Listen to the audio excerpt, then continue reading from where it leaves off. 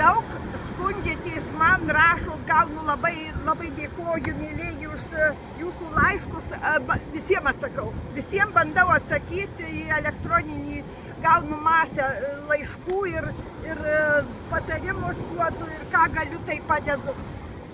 Dabar, kad nemiga.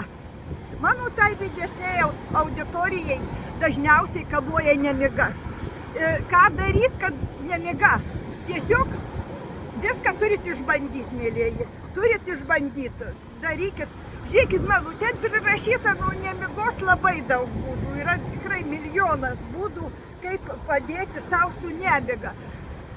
Nuraminti nervus, išjungti stresus ir visokius panašius dalykus. Mėlyji, dar kas yra labai svarbu. Suaktyvinti tuos akupunktūrinius taškus, kurie už tai atsakingi. Ką mes darom? Mes vėl aktyvinam tuos akupunktūrinius taškus. Dėkoju, kad žiūrit mane, nes beveik jau 3000 yra, visai nedaug, reikia 40, kad būtų 3000. Man labai smagu, kai turiu didelę auditoriją. Žinau, dėl ko dirbu, žinau, dėl ko įkelinėju tuos įrašus, dėl ko filmuoju tuos įrašus, dėl jūsų, mėlyji. Man smagu, kad žinau, kokiai auditorijai. Ir su jie pas mane yra kontaktas. Yra energetinis kontaktas. Jūs jau paspaudę tą, jau jūs ryšį, tą siūlą su manim turim. Gerai, dabar dėl nemigos. Yra taškas, kuris, šiaip jis akupunktūrinis taškas yra skaitomas lytinis. Čia yra ta duobutė smakrė. Nu tai va, čia maždaug toj vietoj ir stuksenam, vėl stuksenam, jau aš antrą įrašą darau apie stuksenimą.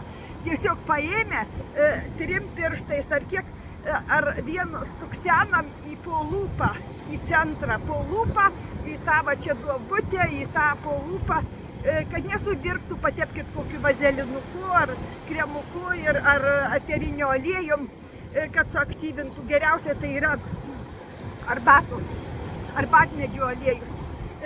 Stuksenam į tą vietą, vakare prieš miegą stuksenam. Galit visą dieną tą daryti, neištisai. Šiaip jau reikia 60 kartų mažiausiai pastuksent.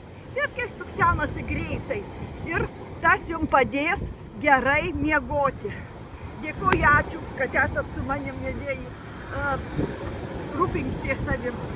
Būkit sveiki ir būkit laimingi.